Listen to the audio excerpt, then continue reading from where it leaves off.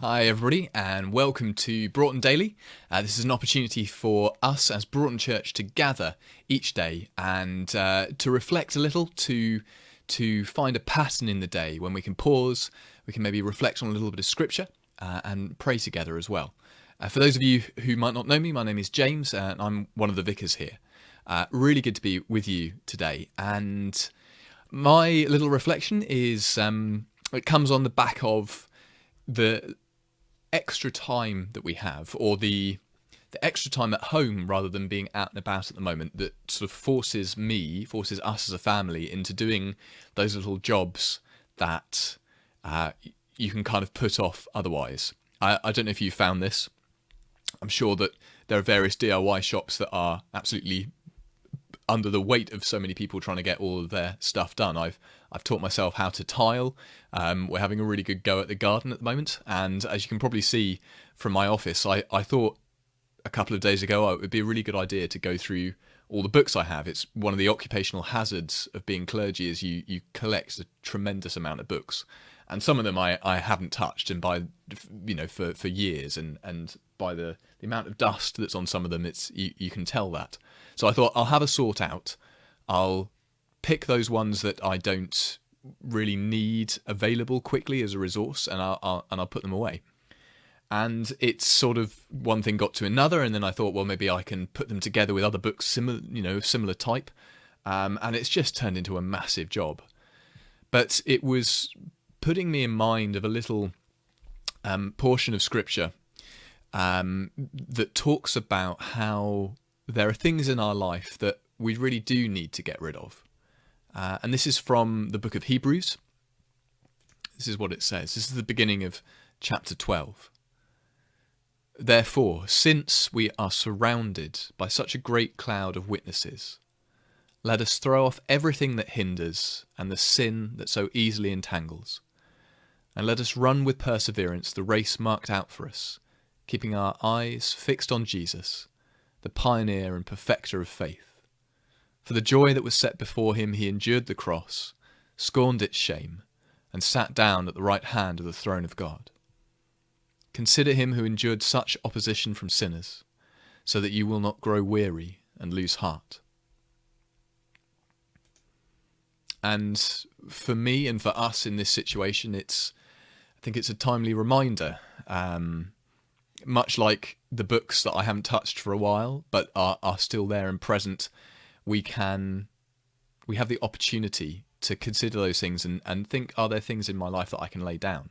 Are there habits that I had got into before this lockdown period that I can maybe shift or alter? And that's partly what's going on with me as well. I'm trying to remember to pick up some different habits that will hopefully benefit myself and my relationship with God. And I want to pursue that life where I keep my eyes fixed on Jesus.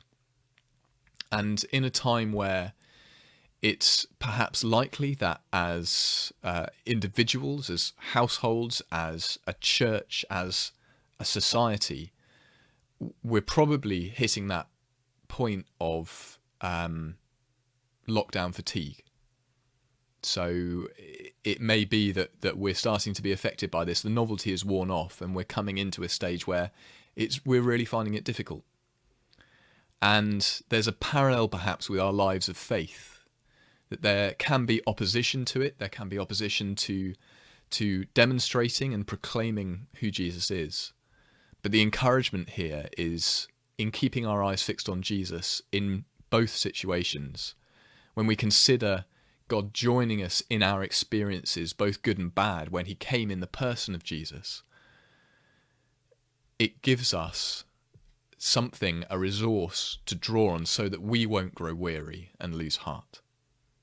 And that's the hope of our faith. It's that we start with the person of Jesus and we say that no matter what we're feeling at the moment, or no matter how we're experiencing life, those ups and those downs at the moment, that we have a God who can identify with that in the person of Jesus.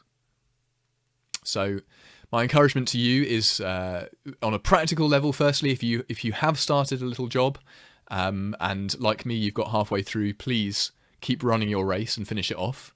I won't be able to get to the other side of my office unless I do.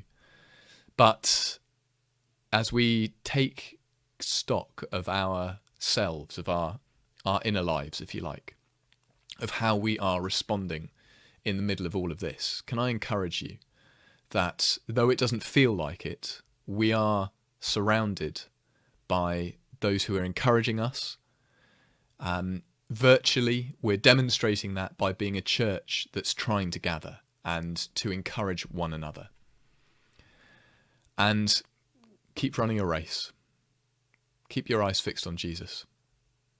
And as we go through this, I pray that we won't get distracted by things, that we take the opportunities that God does give us to recognize him, to pray and to honor him. And I hope that you stay well. I hope that you stay connected with God and with us as a church.